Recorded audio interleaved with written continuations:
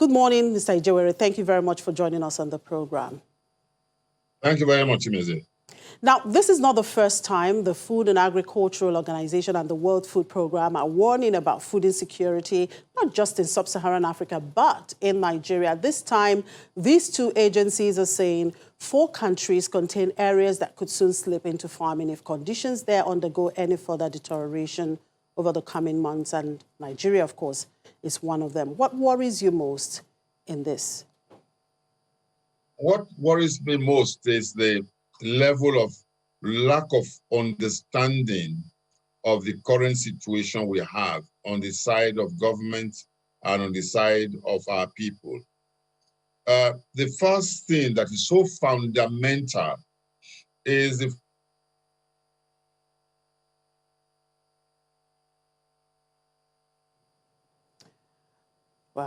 fact that we need to understand that farming its own local government is effective.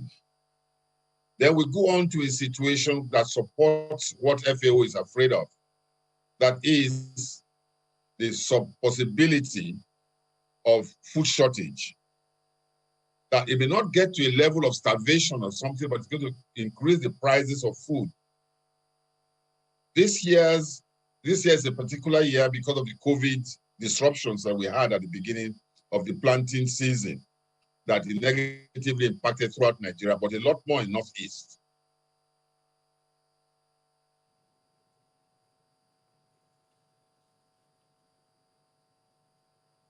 And so on. But what is key to all this is the fact that our governance structure in Nigeria, at the federal level, statements are made that are well-intentioned. At the state level, they have shortage of funds to do anything. At the local government level, there is absolutely nothing being done. And these are the people that should be closer to the grassroots where more of this food is produced. Those are the fundamental issues that need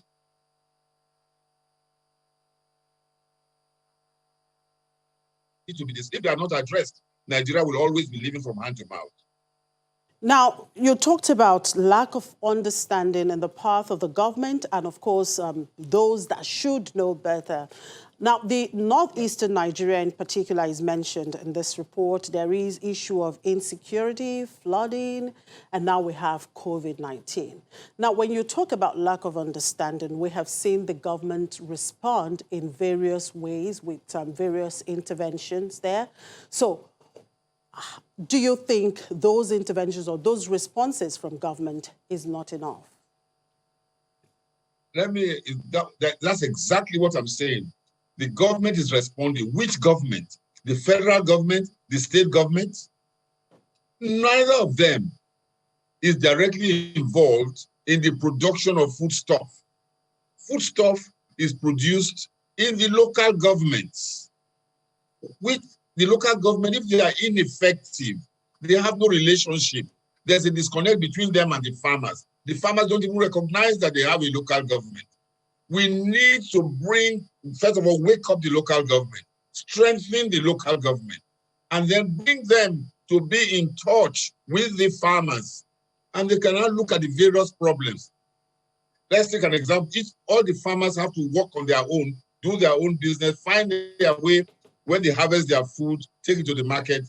Sometimes transportation is an issue for them, so a lot of the food is lost. When they get to the market, the village markets are not well designed. They are all terrible situations, and very, very rarely do they have storage facility. They cannot do this themselves. That's where the losses come up. Like has always been said, this is Northeast.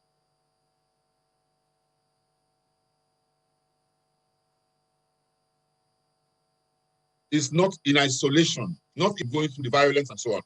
But if the rest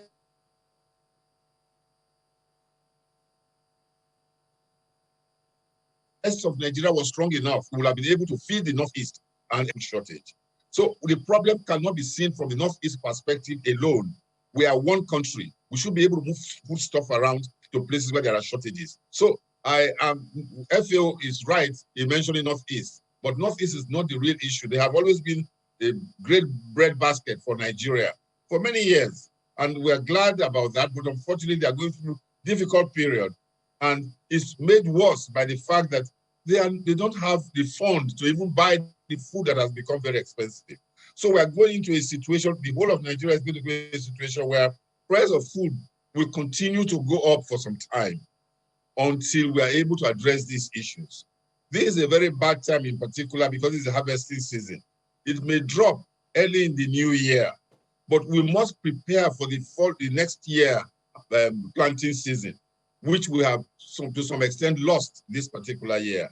So the fear of starvation, I don't have that fear, but if the food shortage, yes, and this will drive prices up, and it's already beginning to go up. All right, let's look at agricultural value chain. How developed is this chain? Because I want to believe that if the agricultural value chain is properly and well developed, perhaps that could help to cushion, some of these problems. I think a lot has been done here so far. The past 3 to 4 years has seen an awakening. And I thank the central bank for this. This anchor borrower scheme, what it has done is to first of all, recognize the fact that the value chain, every part of the value chain is important. And what they have done is to move away from the old concept of a supply chain economy to a demand chain economy. And that makes a lot more sense than what we have been having before.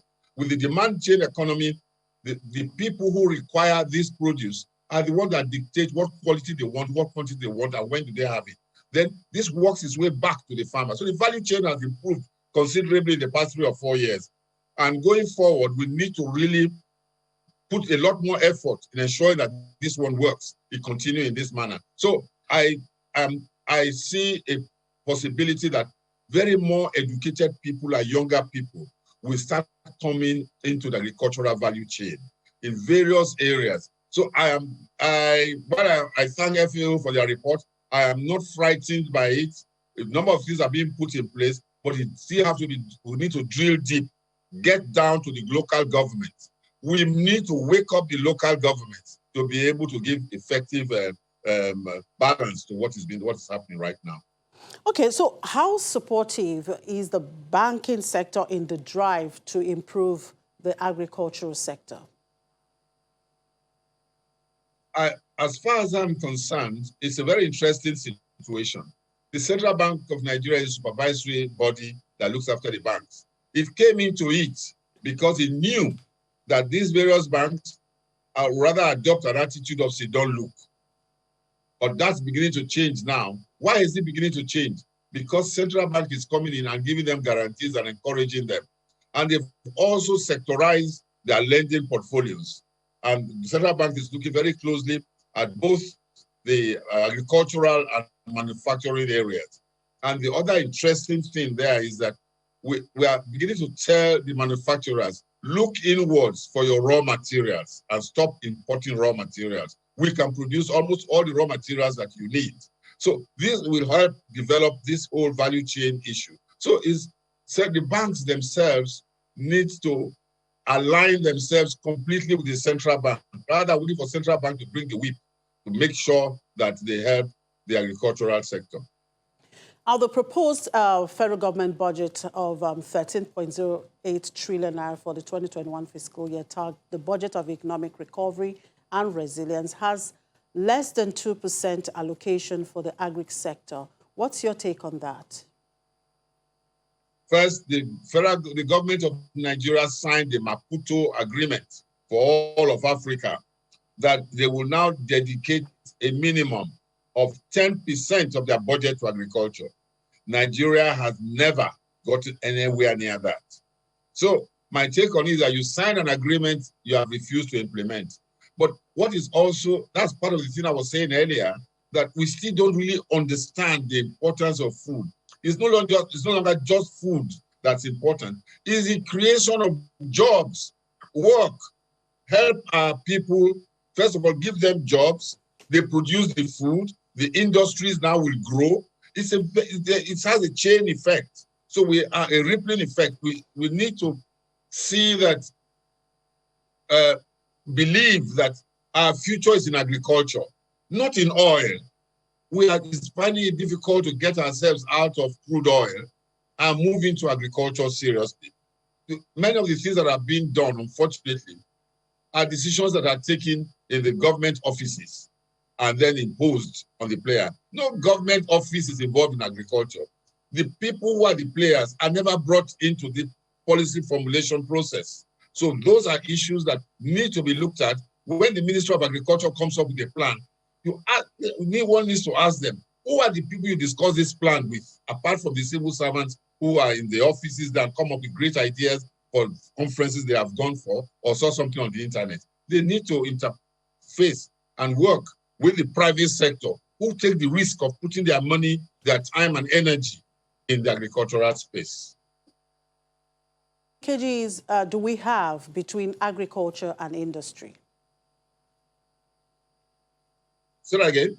How much linkages do we have between agriculture and industry? It's beginning to grow right now because exchange rate is going up.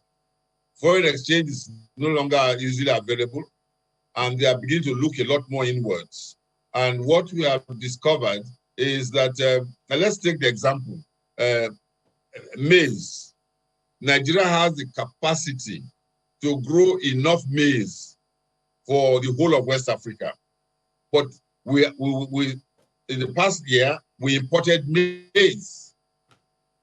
There we have this challenge, and what created this was the fact that industry complained that they don't have enough raw material, so they were given a window to import maize. The poultry industry itself is finding it difficult to grow because the price of maize is high, and therefore their chicken become a lot more expensive, and many of them are getting out of business. So if an attempt is actually made to link up the production of the of the farmers with the users, that is the poultry farmers, the industries that use the maize, sorghum, and millet, and a number of other things, that we need an attitude of the economy should be linked. There should be a linkage. We don't have enough of that linkage because there appears to be lack of understanding of all this.